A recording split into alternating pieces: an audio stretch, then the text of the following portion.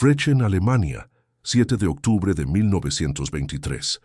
Una niña nace en una familia campesina común en una Alemania aún herida por la derrota de la Primera Guerra Mundial. Irma Ilse Ida Grese llega al mundo como la tercera hija de Alfred y Berta Grese, en una modesta finca rural donde el trabajo duro y los valores tradicionales configuran la vida cotidiana. Nada en su llegada sugiere que esta bebé se convertiría en uno de los símbolos más inquietantes de la capacidad de la humanidad para el mal. El padre, Alfred Grese, era un hombre de firmes convicciones. Trabajaba en una lechería local y tenía una visión clara del movimiento nazi que comenzaba a cobrar fuerza en Alemania durante las décadas de 1920 y 1930. A diferencia de muchos alemanes seducidos por las promesas de Hitler de restaurar el orgullo nacional y la prosperidad económica, Alfred veía al partido nazi como una amenaza peligrosa. Esta percepción lo llevó a tomar una decisión que marcaría profundamente la dinámica familiar. Prohibió a sus hijos unirse a las organizaciones juveniles nazis. Esta decisión valiente, aunque controvertida para su época, aisló a la familia Grese de la comunidad local. Mientras otros niños participaban en las juventudes hitlerianas y la Liga Femenina Alemana, los hijos de Alfred se quedaban al margen, viendo a sus compañeros participar en actividades que parecían divertidas e importantes. Para una niña como Irma, esta exclusión creó un sentimiento temprano de rechazo y diferencia que marcaría profundamente su desarrollo psicológico.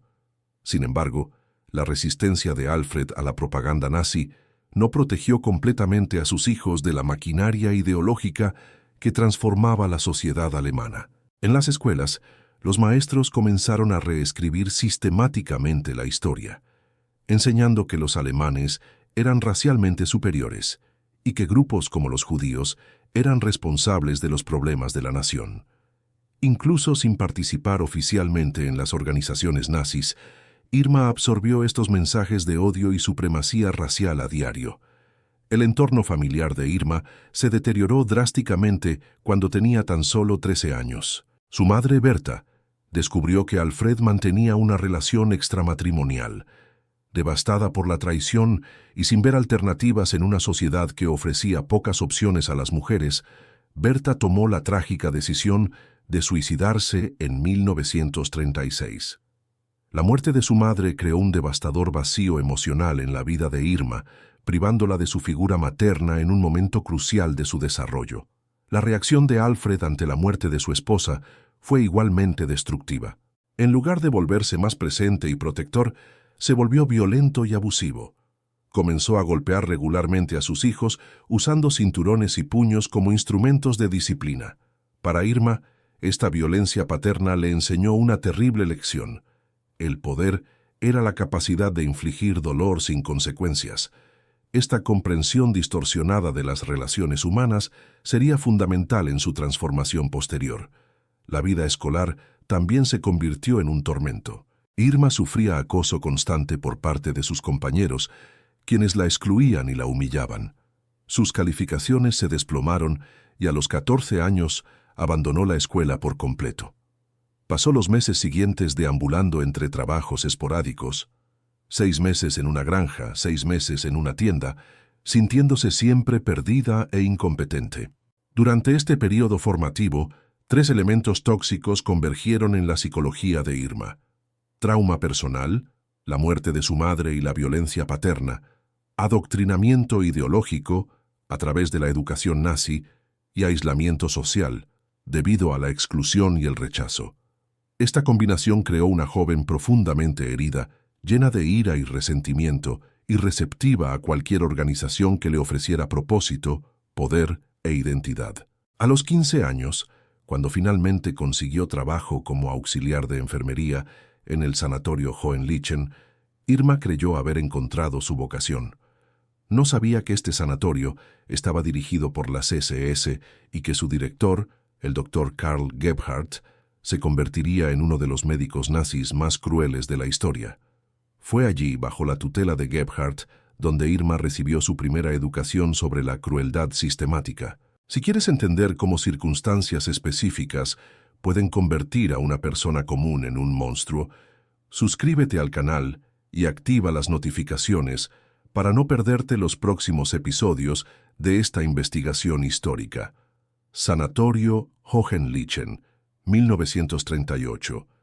Irma Grese recorre los pasillos clínicos de uno de los sanatorios más prestigiosos de la Alemania nazi. A sus 15 años, cree haber encontrado por fin su lugar en el mundo como auxiliar de enfermería. El entorno médico le parece respetable y prometedor. Aún no comprende que acaba de entrar en una escuela de crueldad donde aprenderá sus primeras lecciones sobre la devaluación de la vida humana. El doctor Karl Gebhardt, director del sanatorio, no era un médico cualquiera. Era un oficial de las SS que usaba la medicina como tapadera para experimentos brutales. El Hohenlichen servía oficialmente como centro de tratamiento para soldados heridos, pero en secreto funcionaba como laboratorio para pruebas médicas que violaban todos los principios éticos de la medicina.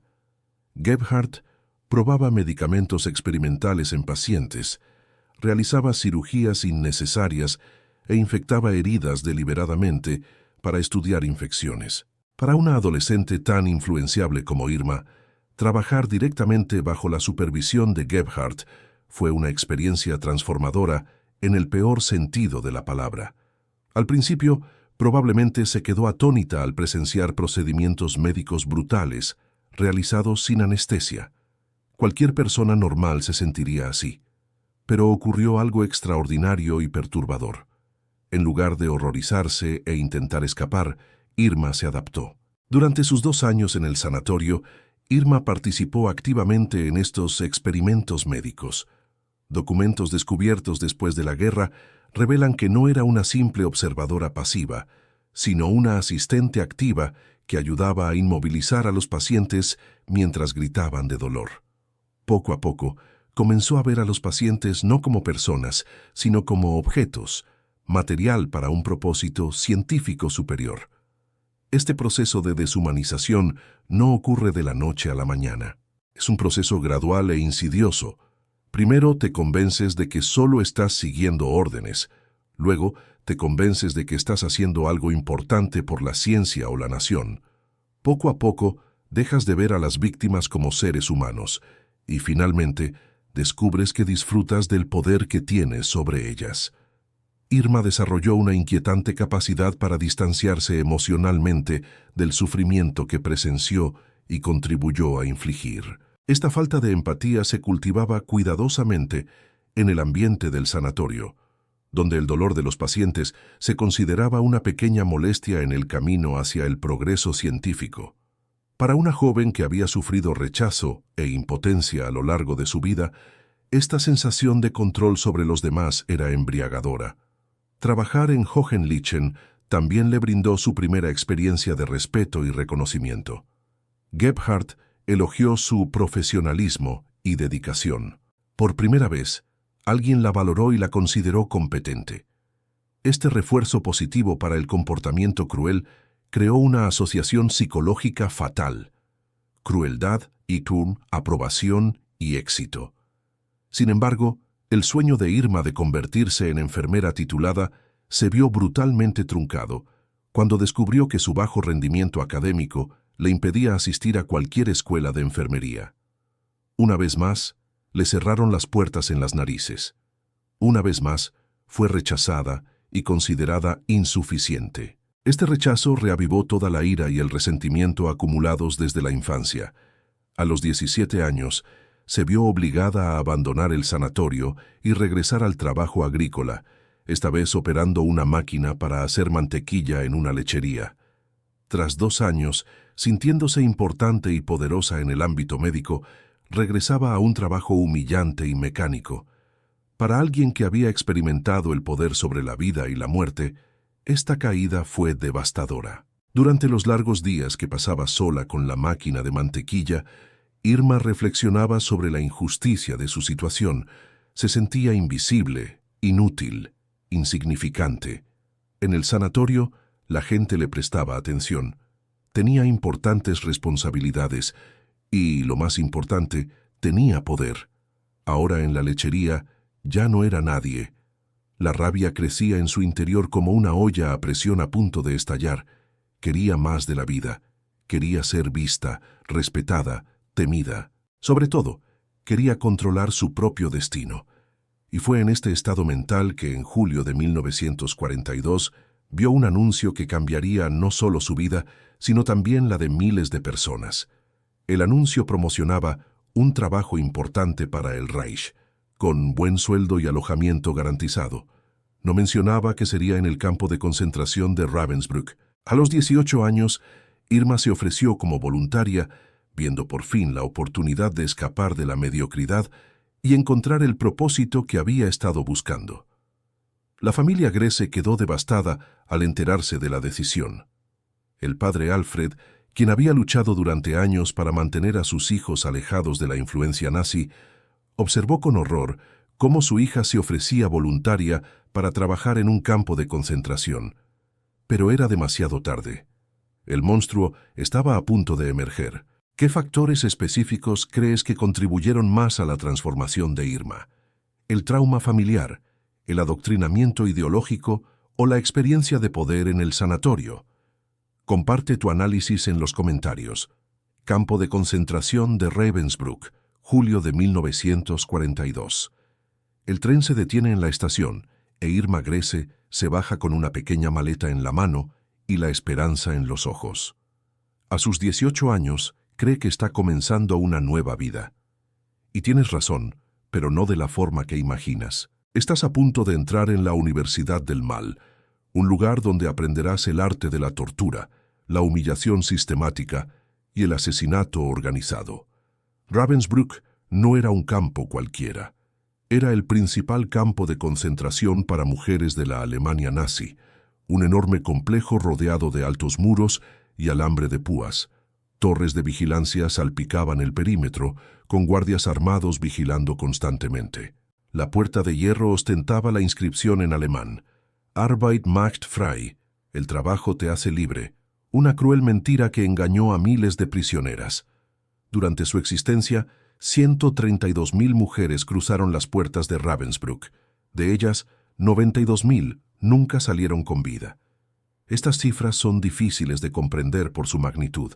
92.000 vidas humanas, cada una con sueños, familias e historias únicas. Todas terminaron en ese terrible lugar.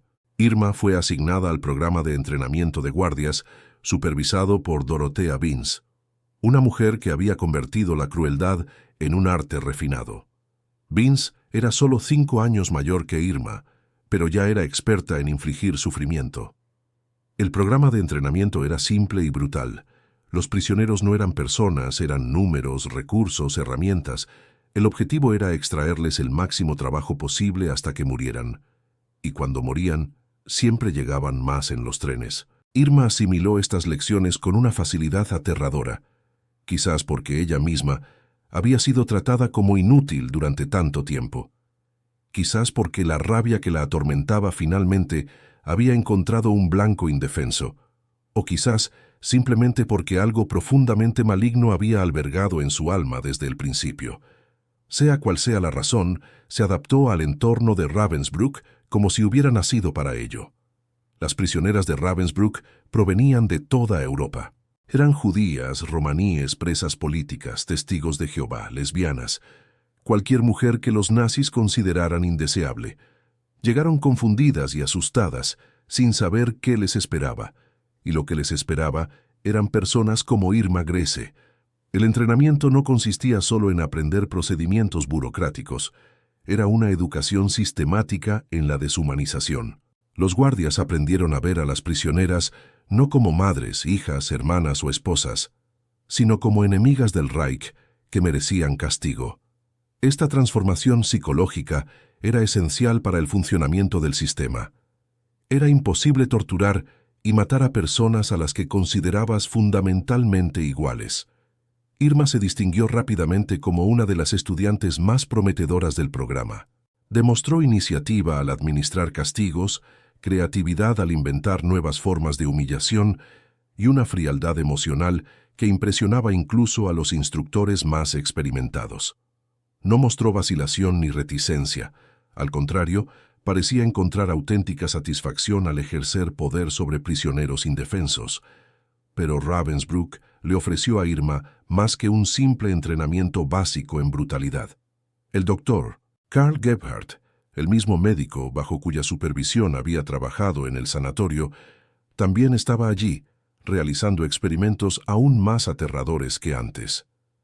Esta vez se centró en mujeres polacas, a quienes utilizó como conejillos de indias humanos para estudiar heridas de guerra. Gebhardt rompía deliberadamente las piernas de las mujeres con martillos, producía cortes profundos en la carne e infectaba las heridas intencionalmente con bacterias mortales. Realizaba amputaciones sin anestesia. 80 mujeres fueron seleccionadas para estos experimentos. Muchas murieron gritando en las mesas de operaciones. Otras quedaron mutiladas permanentemente, sin poder caminar y con dolor constante. E Irma estaba allí, observando, ayudando, aprendiendo. Para comprender la magnitud de la transformación psicológica, es importante imaginar los sonidos de esas mujeres implorando clemencia, sus gritos de dolor mientras les rompían los huesos y les cortaban la carne, las lágrimas corriendo por sus rostros mientras clamaban por las madres que nunca volverían a ver. Cualquier persona normal sentiría horror, repulsión, compasión. Cualquier persona normal tendría pesadillas el resto de su vida. Pero Irma ya no era una persona normal.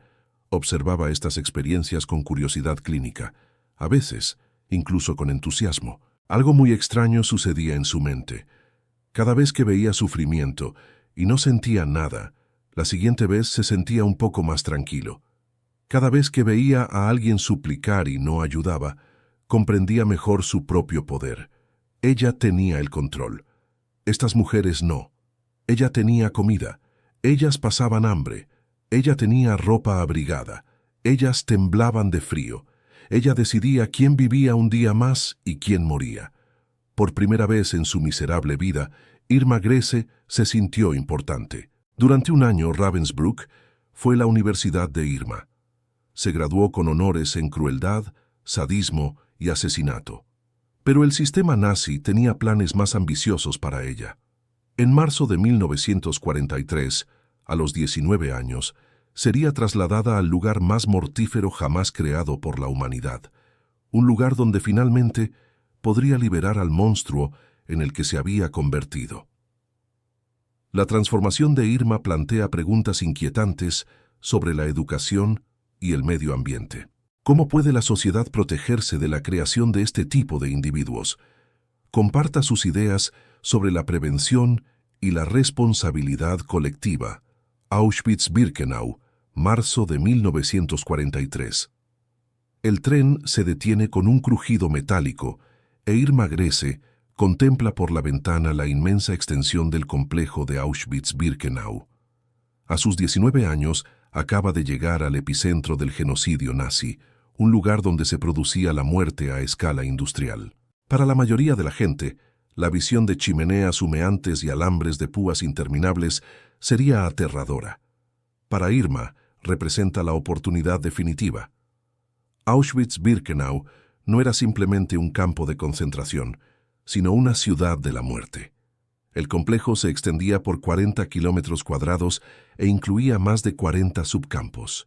3 grandes campos principales: Auschwitz-Prima, el campo principal; Auschwitz-II-Birkenau, el centro de exterminio; y Auschwitz-III-Monowitz, el campo de trabajos forzados.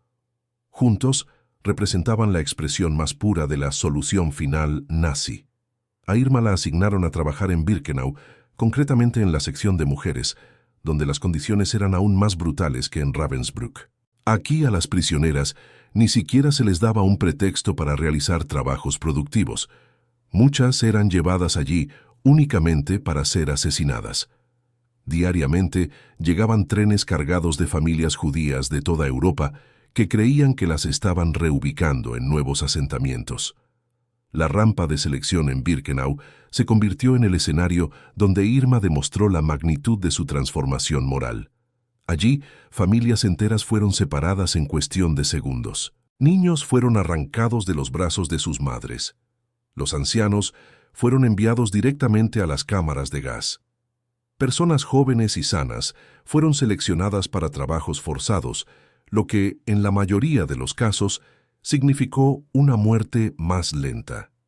Irma participó en estas selecciones con una frialdad que escandalizó incluso a otros oficiales nazis. Testigos supervivientes describieron cómo bajaba por la rampa con sus botas lustradas y su uniforme impecable, señalando con indiferencia a la izquierda, trabajo, o a la derecha, muerte inmediata, como si estuviera organizando mercancía. No mostró emoción, vacilación ni señal alguna de comprender que estaba determinando el destino de seres humanos, pero fue en la vida cotidiana del campo donde Irma se ganó la reputación de ser una de las guardias más crueles de todo el sistema nazi. Los prisioneros la apodaban Die schöne Bestie, la bella bestia, un nombre que reflejaba a la perfección la contradicción entre su apariencia angelical y su alma diabólica.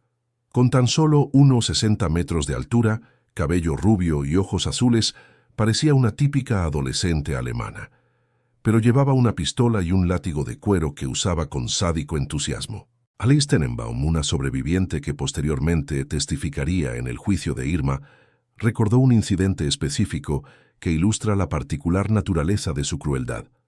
Una prisionera le había robado un trozo de pan extra durante la distribución de comida. Irma no se limitó a aplicar el castigo habitual, una paliza pública. En cambio, obligó a la mujer a arrodillarse en el barro helado durante horas mientras sostenía el pan por encima de su cabeza. Cuando la mujer finalmente se desplomó de agotamiento, Irma le pisoteó la cara con las botas y ordenó que el pan se distribuyera entre las demás prisioneras como escarmiento. Esta combinación de crueldad física y tortura psicológica se convirtió en el sello distintivo de Irma. No se conformaba con infligir dolor. Quería humillar, quebrantar el espíritu y destruir la dignidad humana de sus víctimas. Para ella, los prisioneros no eran solo enemigos a eliminar, sino juguetes con los que podía experimentar con diferentes formas de causar sufrimiento. Irma desarrolló una particular obsesión por las prisioneras jóvenes y hermosas. Sentía una envidia visceral de las mujeres que poseían belleza natural o elegancia, incluso en las deplorables condiciones del campo. Con frecuencia las seleccionaba para castigos especiales o las enviaba directamente a las cámaras de gas, alegando infracciones imaginarias. Esta envidia revelaba una profunda inseguridad que la brutalidad no podía ocultar por completo. Sus métodos de tortura eran tan variados como creativos. Obligaba a los prisioneros a permanecer en posturas dolorosas durante horas.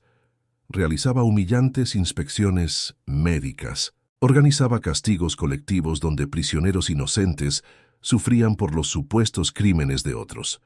Usaba perros adiestrados para atacar a los prisioneros que consideraba desobedientes.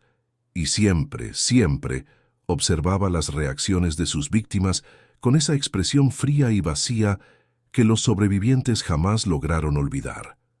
Pero quizás el aspecto más inquietante del comportamiento de Irma era su capacidad para alternar entre la brutalidad extrema y momentos de aparente bondad. En ocasiones, salvaba a un prisionero de un castigo severo o proporcionaba comida extra a alguien que se moría de hambre.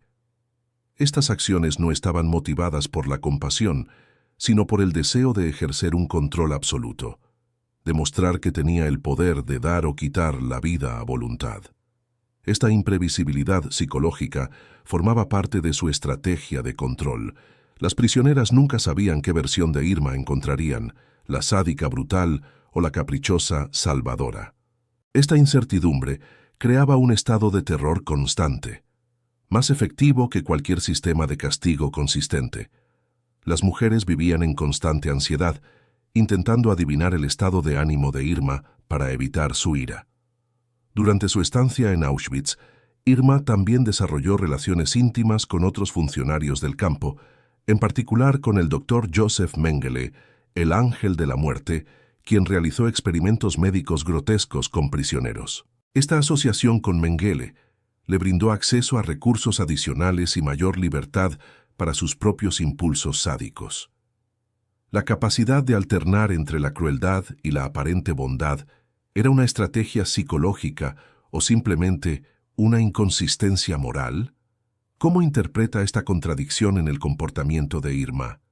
Enero de 1945, Auschwitz-Birkenau.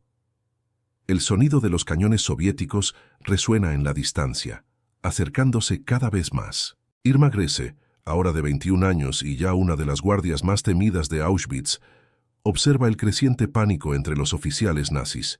Tras 2 años de administrar la muerte a escala industrial, el imperio que lo creó se desmorona. Las tropas del Ejército Rojo se acercan rápidamente, y toda la maquinaria de exterminio debe ser desmantelada y evacuada antes de que se descubran pruebas de los crímenes. La evacuación de Auschwitz representa uno de los capítulos más caóticos y brutales de los últimos meses de la Segunda Guerra Mundial. Heinrich Himmler había ordenado la destrucción sistemática de toda evidencia del genocidio. Cámaras de gas dinamitadas, crematorios demolidos, documentos quemados y lo más siniestro de todo, las marchas de la muerte. Evacuaciones forzadas de prisioneros en un intento desesperado por ocultar lo sucedido. Para Irma, esta evacuación no representa remordimiento ni reconocimiento de la monstruosidad de sus actos. Solo representa un inconveniente logístico. Durante las frenéticas semanas de enero de 1945, supervisó la evacuación de miles de prisioneros en condiciones que garantizaban la muerte de muchos en el camino. Las marchas de la muerte fueron precisamente eso, una forma de asesinato en masa disfrazada de evacuación militar. Los testigos describen cómo Irma mantuvo su brutalidad característica incluso durante el caos de la retirada. Los prisioneros que no podían seguir el ritmo de la marcha eran ejecutados en la cuneta. Las mujeres que pedían agua o comida eran golpeadas hasta quedar inconscientes. Para ella, ni siquiera el colapso del Reich nazi representó una oportunidad para mostrar humanidad. Fue simplemente otro contexto para ejercer poder sobre personas indefensas. Irma fue trasladada a Bergen-Belsen en marzo de 1945, un campo que se convirtió en el símbolo supremo del horror nazi. Bergen-Belsen no fue originalmente un campo de exterminio. En teoría, era un campo de concentración privilegiado para prisioneros que tenían valor como moneda de cambio. Pero con la guerra perdida y el sistema de transporte colapsado, se convirtió en un vertedero humano donde decenas de miles de personas fueron simplemente abandonadas a morir de hambre, enfermedad y abandono. Las condiciones en Bergen-Belsen durante los últimos meses de la guerra eran indescriptibles. Había escasez de alimentos, agua potable y saneamiento básico. Los cadáveres se amontonaban porque no había combustible para los crematorios ni personal para enterrarlos. Las epidemias de tifus y disentería se propagaron sin control. Era el apocalipsis hecho realidad. Incluso en este infierno, Irma continuó ejerciendo su crueldad característica. Los sobrevivientes de Bergen-Belsen recuerdan cómo mantenía su uniforme impecablemente limpio mientras caminaba entre montones de cadáveres. Cómo seguía infligiendo castigos absurdos a prisioneros que apenas podían mantenerse en pie. Cómo parecía genuinamente irritada por el desorden del campo, como si la muerte masiva fuera un problema de gestión que necesitaba solución. Su capacidad de disociación psicológica alcanzó niveles extraordinarios durante este período. En una situación en la que cualquier persona normal se vería obligada a afrontar la realidad del sufrimiento humano, Irma logró mantener su distanciamiento emocional. Continuó viendo a los prisioneros moribundos no como seres humanos en agonía, sino como problemas administrativos que obstaculizaban el funcionamiento eficiente del campo. Este periodo también reveló otro aspecto inquietante de la personalidad de Irma, su persistente vanidad. Incluso mientras miles morían a su alrededor, cuidaba obsesivamente su apariencia física. Peinaba con esmero su cabello rubio, lustraba sus botas hasta que brillaban y se aseguraba de que su uniforme estuviera siempre impecable. Para ella, mantener una apariencia atractiva era más importante que la masacre que la rodeaba. La llegada de las tropas británicas a Bergen-Belsen el 15 de abril de 1945 creó una de las escenas más impactantes de la liberación de los campos de concentración nazis. Los soldados, hombres curtidos que habían presenciado brutales batallas por toda Europa, quedaron atónitos ante lo que encontraron. 13.000 cadáveres esparcidos por el campo. 60.000 supervivientes prácticamente muertos, muchos tan débiles que apenas podían mantenerse en pie. Y en medio de esta visión apocalíptica estaba Irma Grese, a sus 22 años, hermosa y aparentemente tranquila, como si la carnicería que la rodeaba fuera perfectamente normal. Al principio, a los soldados británicos les costó creer que una mujer tan joven y atractiva pudiera estar asociada con semejante horror. La disonancia entre su apariencia angelical y la realidad de sus crímenes se hizo evidente de inmediato. Cuando los soldados comenzaron a arrestar a los oficiales nazis que encontraron en el campo, ocurrió algo extraordinario. Los prisioneros supervivientes, personas que apenas podían caminar, comenzaron a gritar y señalar a Irma con una intensidad que sorprendió a los liberadores. Las mujeres que habían sobrevivido a los peores horrores imaginables mostraron más miedo y odio por esta joven guardia que por cualquier otro oficial nazi presente. La captura de Irma representó un momento simbólico poderoso. La bella bestia, que había aterrorizado a miles de mujeres durante 3 años, finalmente estaba indefensa. Pero incluso en ese momento, no mostró remordimiento, miedo ni reconocimiento alguno de la magnitud de sus crímenes. Mantuvo la misma expresión fría y distante que las sobrevivientes conocían tan bien. En las horas posteriores a su captura, mientras los soldados británicos intentaban asimilar la magnitud de lo que habían descubierto, Irma permaneció extrañamente tranquila. Al ser preguntada sobre su papel en el campamento, respondió con la misma frialdad burocrática que siempre la había caracterizado. Simplemente cumplía con su deber, seguía órdenes y mantenía la disciplina necesaria. ¿Revela el comportamiento de Irma durante la caída del Reich algo sobre la mentalidad de los perpetradores? ¿Cómo interpreta su capacidad para mantener su crueldad incluso cuando todo se derrumbaba? Sala del Tribunal de Lüneburg, 17 de septiembre de 1945. Irma Grese entra en la sala que decidirá su destino. A sus 22 años, es la más joven de los 45 acusados en el histórico Juicio de Belsen, el primer gran juicio por crímenes de guerra contra personal de los campos de concentración nazis. La sala está repleta de periodistas de todo el mundo, supervivientes de los campos y curiosos que han acudido para presenciar este momento único en la historia de la justicia. Cuando Irma se sienta en el banquillo de los acusados, un murmullo recorre la sala. Los periodistas no logran conciliar su apariencia con los delitos descritos en los cargos. Tiene el cabello rubio y bien peinado, viste ropa sencilla pero limpia y mantiene una postura erguida. No parece un monstruo. Parece una joven alemana común y corriente que podría estar en la universidad o trabajando en una tienda. Pero entonces comienzan los testimonios de los sobrevivientes. Y las historias que cuentan son tan horrorosas que algunos en la sala lloran.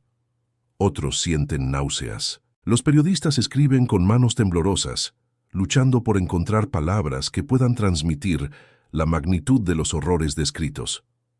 Helena Kopper, sobreviviente de Auschwitz, es la primera en testificar contra Irma.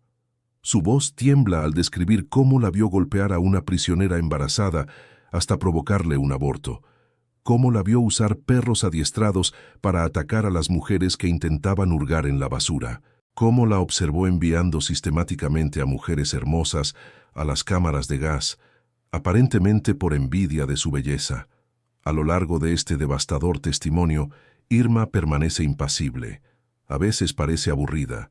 Otras veces, una leve sonrisa se dibuja en sus labios, como si los testimonios fueran exagerados y le pareciera divertidos. Nunca muestra vergüenza, tristeza por las víctimas, ni reconoce haber hecho algo malo. Alice Tenenbaum, cuyo testimonio será crucial, describe el incidente más perturbador relacionado con Irma. En Auschwitz, Irma había seleccionado a Alice 16 veces para tareas que supuestamente la llevarían a la muerte, pero siempre la salvaba en el último momento. Este sádico juego psicológico, donde Irma jugaba con la vida de una prisionera como un gato juega con un ratón, revelaba una crueldad que iba mucho más allá de la simple obediencia a las órdenes. Parecía disfrutar del poder que tenía sobre nosotras, testifica Alice. No se limitaba a obedecer órdenes, inventaba nuevas formas de torturarnos, observaba nuestras reacciones como si fuera un espectáculo para su diversión. A medida que se acumulan los testimonios, surge un patrón claro. Irma no era simplemente una empleada que cumplía órdenes. Era una sádica activa que constantemente superaba las expectativas de sus superiores. Inventaba castigos creativos, mostraba iniciativa al aplicar la brutalidad y demostraba un placer genuino al causar sufrimiento. Lo más impactante de los testimonios es la unanimidad entre las sobrevivientes. Mujeres que estuvieron en diferentes campamentos, en distintos momentos, describen el mismo patrón de comportamiento. Una joven extremadamente cruel, que parecía encontrar satisfacción sexual en la violencia. Varios testigos describen cómo Irma se excitaba visiblemente durante palizas particularmente brutales. Cuando le toca a Irma defenderse, sube al estrado con confianza. Su estrategia es simple: negar los delitos más graves y admitir solo las acciones que pueda calificar de disciplina legítima. Sí, golpeaba a los prisioneros, pero solo para mantener el orden. Sí, participaba en las selecciones, pero eran órdenes de sus superiores. No, nunca mató directamente a nadie, solo cumplía con su deber. «Estás haciendo una montaña de un grano de arena», dice, usando el equivalente alemán de la expresión. Como si los testimonios de tortura, asesinato y sadismo fueran exageraciones absurdas, como si no fueran tan importantes. La falta de concienciación es aterradora. La defensa de Irma se basa en 3 argumentos principales. Era demasiado joven para comprender plenamente sus actos, cumplía órdenes y sería ejecutada si desobedecía. Y los testigos exageraron debido al trauma. Cada uno de estos argumentos revela una incapacidad fundamental para aceptar la responsabilidad personal. Pero las pruebas en su contra son abrumadoras. El fiscal presenta no solo testimonios, sino también documentos que prueban que se extralimitaba regularmente en sus funciones oficiales. Fotografías que la muestran sonriendo durante las ejecuciones. Informes donde se jacta de su eficiencia en el manejo de prisioneras problemáticas. La doctora Hadassah Bimco, médica que sobrevivió a Bergen-Belsen, ofrece el testimonio más científico y devastador. Describe cómo observó a Irma aplicar tortura psicológica sistemática, experimentando con diferentes métodos para quebrantar el ánimo de los prisioneros. Nos estudiaba como ratas de laboratorio, testifica la doctora Bimco. Probaba diferentes maneras de causar el máximo sufrimiento psicológico con el mínimo esfuerzo físico. Durante el juicio, también surge la cuestión de la responsabilidad de las mujeres alemanas en el Holocausto. Irma fue producto de una sociedad que tradicionalmente consideraba a las mujeres incapaces de cometer grandes maldades. Esta percepción permitió que muchas guardias escaparan al escrutinio durante la guerra. El caso de Irma obliga al tribunal a afrontar la realidad de que el género no ofrece protección contra la capacidad humana para el mal. El juicio dura 6 semanas, con un total de 41 sesiones. Los testimonios llenan volúmenes. La culpabilidad es evidente para cualquier persona racional. Irma Grese participó activa, voluntaria y entusiastamente en el genocidio. No fue víctima de las circunstancias, sino una perpetradora activa que encontró satisfacción personal en la crueldad. El 17 de noviembre de 1945 se leyó el veredicto. De los 45 acusados, 11 fueron condenados a muerte. Entre ellos se encontraba Irma Grese, la condenada más joven. Con tan solo 22 años, sería una de las mujeres más jóvenes ejecutadas en Gran Bretaña en el siglo XX. ¿Debería la juventud de Irma haber sido un factor atenuante, o la magnitud de sus crímenes hizo que su edad fuera irrelevante? ¿Cómo equilibramos la justicia con la compasión en casos extremos? Prisión de Hameln, noviembre de 1945. Irma Grese Se encuentra en su celda austera, confrontada por primera vez en su vida adulta, con la ineludible realidad de las consecuencias. Fue condenada a muerte hace 3 semanas y su ejecución está programada para el 13 de diciembre. Durante los últimos días, psicólogos forenses, capellanes y periodistas han estado tratando de comprender cómo una mujer de 22 años se convirtió en una de las criminales más odiadas de la historia. Lo que más impresiona a los observadores es su persistente negativa a mostrar remordimiento. No niega su presencia en los campos. Hay abundantes fotografías, documentos y testigos que lo demuestran, pero sigue minimizando su participación y negando toda responsabilidad moral. No era diferente a cualquier otro empleado, dice repetidamente. Simplemente hacía mi trabajo. El doctor Hugh Grierson, el psiquiatra forense asignado para evaluar a Irma, se muestra fascinado y horrorizado a la vez por su total falta de empatía. En sus informes, describe a una joven que presenta signos clásicos de sociopatía grave, incapacidad para sentir culpa o remordimiento, un narcisismo extremo y una total desconexión con la realidad emocional de sus crímenes. Cuando le pregunto sobre las mujeres que torturó, escribe Grierson, habla de ellas como si fueran objetos que debía controlar. No muestra ningún reconocimiento de que eran seres humanos con familias, sueños y miedos. Para ella, siguen siendo prisioneras problemáticas que requerían medidas disciplinarias. Esta incapacidad para humanizar a sus víctimas es aún más inquietante cuando Irma habla de su familia. Muestra una emoción genuina al hablar de su madre fallecida y expresa preocupación por el impacto de su situación en sus hermanos.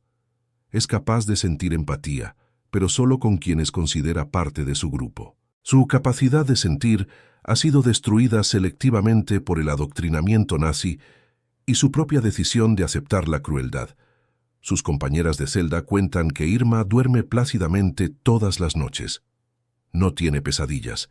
No se despierta gritando. Mientras otros reclusos lloran o rezan, Irma simplemente duerme como un bebé, como si nada le pesara en la conciencia, porque probablemente no sea así. El padre Kreutz, el capellán de la prisión que intenta brindar consuelo espiritual a todos los presos, encuentra su mayor desafío en Irma. Ella asiste a las sesiones de oración, relata, pero es evidente que no entiende por qué debería sentir la necesidad de perdón. En su mente, siempre fue una empleada competente que seguía las instrucciones. Durante sus últimas semanas, Irma dedicó mucho tiempo a escribir cartas a su familia. En estas cartas, alternaba entre la autocompasión y la afirmación de su inocencia. Nunca aceptó la plena responsabilidad de sus actos. Continuó presentándose como víctima de circunstancias ajenas a su voluntad.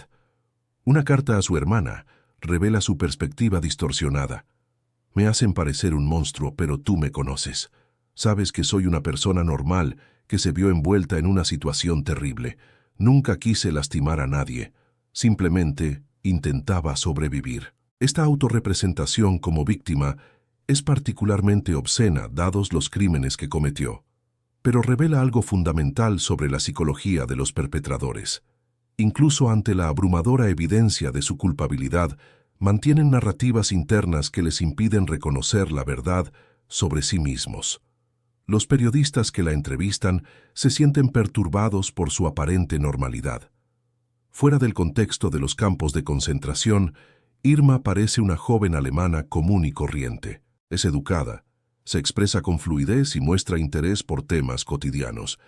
Esta aparente normalidad hace que sus crímenes sean aún más inquietantes, pues demuestra cómo la maldad puede habitar en personas aparentemente normales.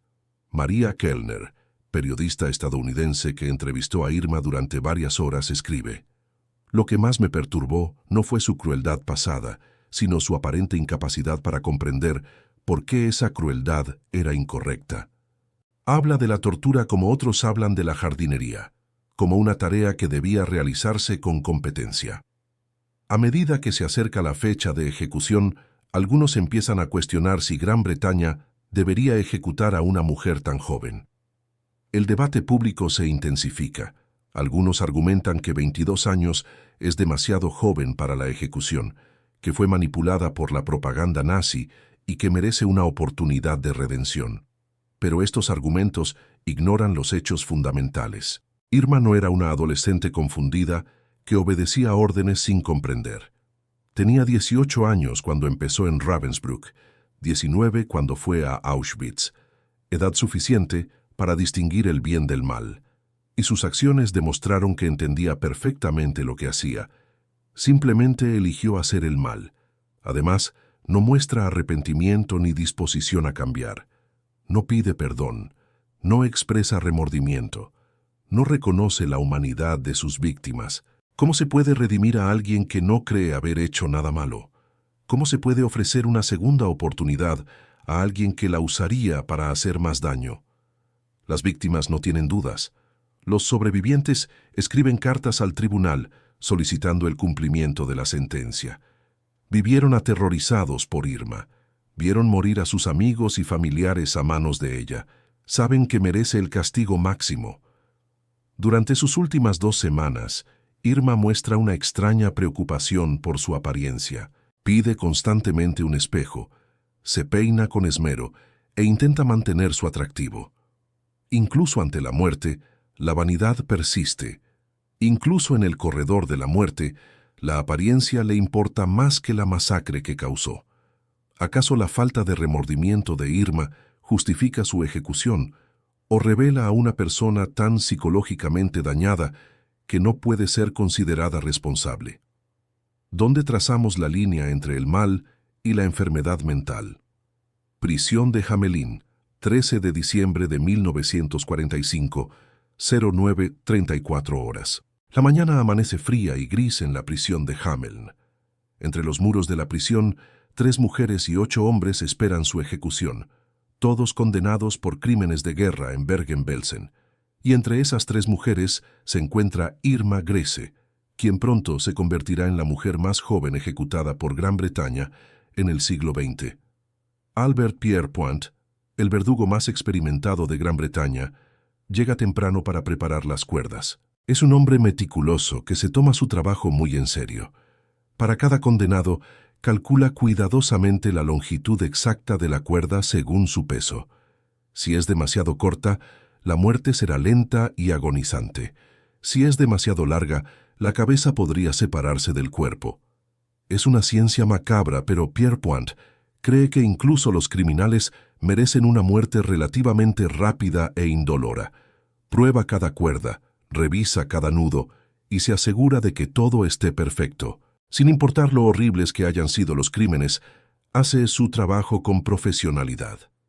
Irma yace en su celda, y los relatos sobre su comportamiento esta última mañana varían. Algunos guardias dijeron que finalmente parecía nerviosa, que la realidad había penetrado su burbuja de negación.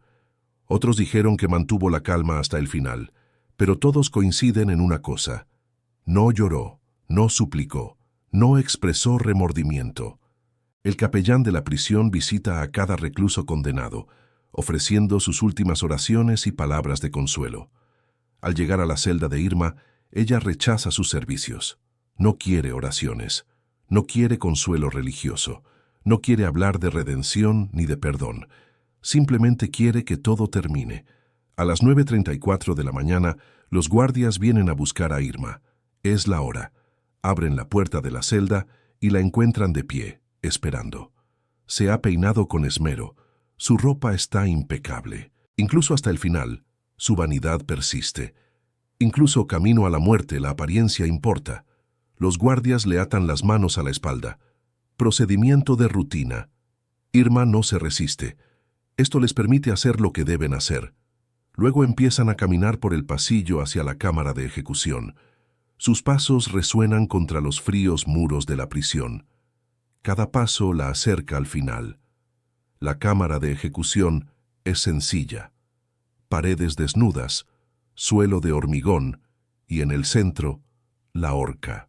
La cuerda cuelga de una viga balanceándose ligeramente. Debajo una trampilla en el suelo, simple, funcional, eficiente.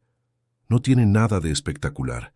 Es simplemente una máquina de matar cumpliendo su función. Cuando Irma entra en la habitación y ve la horca, pronuncia sus últimas palabras. Una sola palabra en alemán: Schnell. Date prisa. Quiere que termine pronto. No es una súplica, no es miedo, es simplemente impaciencia. Hasta el final, Irma Grese solo piensa en sí misma, en su propia comodidad. Pierpoint la guía hasta la posición bajo la cuerda.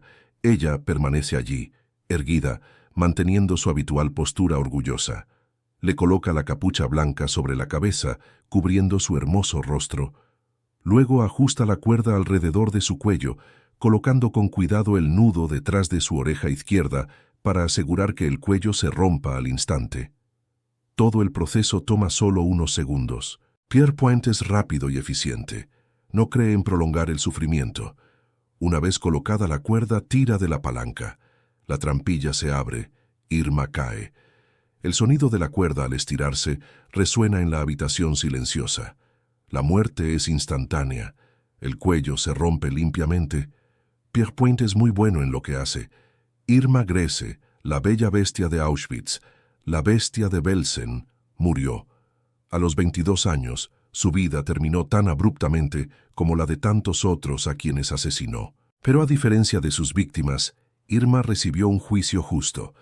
Contó con abogados que la defendieron. Tuvo la oportunidad de contar su versión de los hechos. Tuvo un proceso legal completo antes de su condena. Sus víctimas no recibieron nada de eso. Simplemente fueron asesinadas porque alguien decidió que no merecían vivir. El cuerpo de Irma permanece suspendido durante 1 hora, según el protocolo.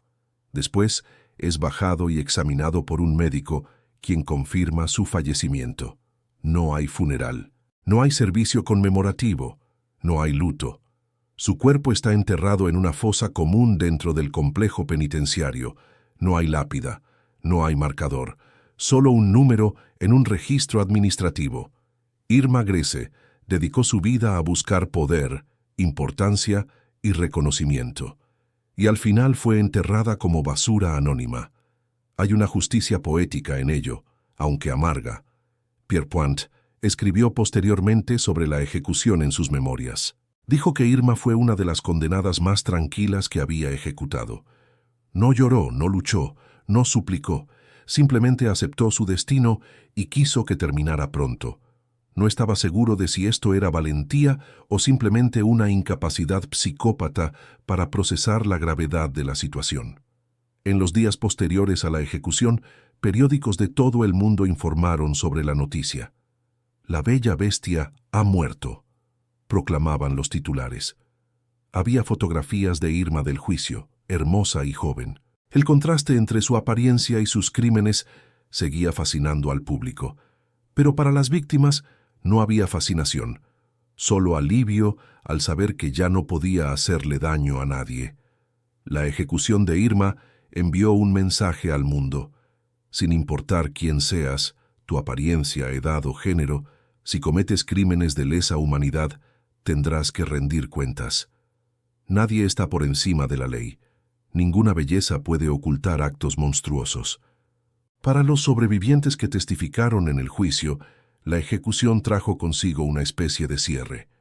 No paz, porque nada podía borrar el trauma vivido, sino la certeza de que Irma nunca volvería a lastimar a nadie, de que había asumido las consecuencias de sus actos. La ejecución de Irma trajo verdadera justicia o simplemente satisfizo un deseo de venganza. ¿Existe alguna diferencia entre justicia y retribución cuando los crímenes son tan extremos? Museo Memorial del Holocausto, Washington, D.C., 2024. Una fotografía de Irma Grese se exhibe en una pared, junto a docenas de otras imágenes de perpetradores del Holocausto. Los visitantes se detienen ante ella, intentando conciliar su joven y hermoso rostro con el texto que describe sus crímenes. ¿Cómo es posible?, pregunta un niño a su padre. ¿Cómo puede alguien que parece tan normal hacer cosas tan terribles?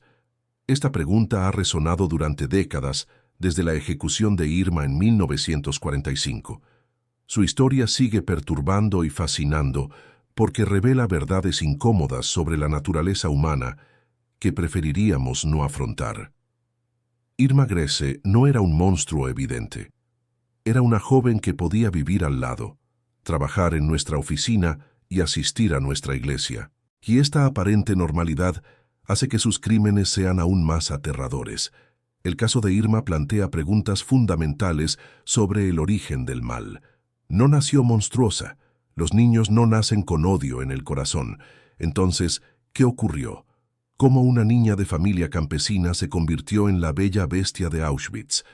La respuesta es compleja e inquietante, pero esencial para comprender cómo prevenir futuros genocidios. Primero, estaba el trauma personal. La muerte de su madre, la violencia de su padre, el acoso escolar, experiencias que dejaron profundas heridas en su psicología en desarrollo. Pero millones de personas pasan por traumas similares y no se convierten en asesinos en masa. El trauma no es el destino. El sufrimiento no es excusa para causar sufrimiento. En segundo lugar, existía el adoctrinamiento ideológico. Desde pequeña, Irma estuvo expuesta a la propaganda nazi, que enseñaba que ciertos grupos de personas eran menos que humanos, peligrosos, elementos antisociales que debían ser eliminados. Esta deshumanización es esencial para permitir atrocidades. Es muy difícil herir a alguien a quien consideras plenamente humano, como a tu igual. En tercer lugar, existían oportunidades y poder. En Ravensbrück, Auschwitz y Bergen-Belsen, Irma tenía poder absoluto sobre las vidas humanas en un sistema que no solo permitía, sino que fomentaba la crueldad. No había consecuencias para el mal. La violencia excesiva no se castigaba. Al contrario, la crueldad se consideraba eficiencia, sadismo, profesionalismo. Pero quizás el elemento más crucial fue la elección. En cada momento, en cada decisión, Irma eligió el camino de la crueldad. Pudo haber solicitado un traslado. Pudo haber mostrado compasión dentro de los límites del sistema. Pudo haber saboteado las operaciones discretamente. Otros guardias tomaron esas decisiones. Irma eligió constantemente el mal. Esta capacidad de elección es lo que hace a Irma verdaderamente responsable de sus crímenes. No era una autómata que seguía órdenes ciegamente. Era una persona que encontraba satisfacción personal en la crueldad y decidió aceptarla. Sus acciones revelan no solo la maldad del sistema nazi, sino también la maldad que puede existir en el corazón humano. El legado de Irma también nos obliga a confrontar las limitaciones de la justicia humana. Su ejecución fue legalmente justificada y moralmente necesaria, pero no puede resucitar a los muertos, reparar el trauma de los sobrevivientes ni borrar los horribles recuerdos. La justicia es necesaria, pero no suficiente. El daño que causó es permanente e irreversible. La historia de Irma tiene profundas implicaciones para la educación sobre el Holocausto. Tradicionalmente, la atención se ha centrado en las víctimas y los sobrevivientes, y eso es crucial. Pero comprender a los perpetradores es igualmente importante. Si no entendemos cómo la gente común se vuelve cómplice del genocidio, no podremos prevenir futuras atrocidades. Irma representa un tipo particular de perpetrador, el joven que encuentra identidad y propósito en la crueldad. No era una veterana empedernida ni una fanática ideológica. Era una adolescente, en busca de poder y significado, que los encontró en el sadismo. Esta búsqueda de identidad a través de la violencia es un patrón que se repite en muchos contextos históricos. Su historia también revela el papel del género en el Holocausto. Durante décadas, el imaginario popular asoció los horrores nazis principalmente con los hombres. Las mujeres eran vistas como víctimas, no como perpetradoras. Irma y otras guardias femeninas obligaron a reevaluar esta percepción. El mal no tiene género. La capacidad de crueldad no es exclusivamente masculina. Estudios modernos en psicología criminal han utilizado el caso de Irma para comprender mejor los perfiles de los perpetradores de genocidio. Su combinación de narcisismo, falta de empatía, afán de poder y capacidad de deshumanización es común entre muchos criminales de guerra. Comprender estos patrones puede ayudar a identificar a posibles perpetradores antes de que actúen. Pero quizás la lección más importante de la historia de Irma sea la responsabilidad colectiva. No se convirtió en un monstruo de la nada. Fue producto de una sociedad que normalizó el odio, sistematizó la violencia y recompensó la crueldad. El nazismo no fue obra de unos pocos fanáticos, fue un movimiento de masas que involucró a millones de personas comunes. Esta responsabilidad colectiva se extiende hasta nuestros días. Cuando presenciamos la deshumanización de grupos, la violencia sistemática, la normalización del odio, creamos las condiciones para futuros genocidios. La historia de Irma es una advertencia. Cualquier sociedad puede producir monstruos si no vigila constantemente sus valores e instituciones. La historia de Irma Grese revela cómo el sistema nazi transformó a jóvenes comunes en criminales de guerra. Pero esta tragedia tiene otra faceta igualmente inquietante. Los guardias que lograron escapar de la justicia y vivieron durante décadas como ciudadanos respetables. En el video que se reproduce en su pantalla, se rehizo como ciudadano anónimo. La guardia nazi que el mundo ignoró a Franz Suchomel descubrirá la historia de un guardia de Treblinka que, a diferencia de Irma, nunca fue capturado. Durante 40 años, Suchomel vivió en paz en Alemania, trabajando en una fábrica y criando a sus nietos, quienes adoraban a su amable abuelo, sin que nadie supiera que había participado en el exterminio de 870.000 personas. ¿Cómo fue posible? Haga clic y prepárese para una revelación aún más inquietante sobre la impunidad y el silencio que protegieron a miles de criminales nazis.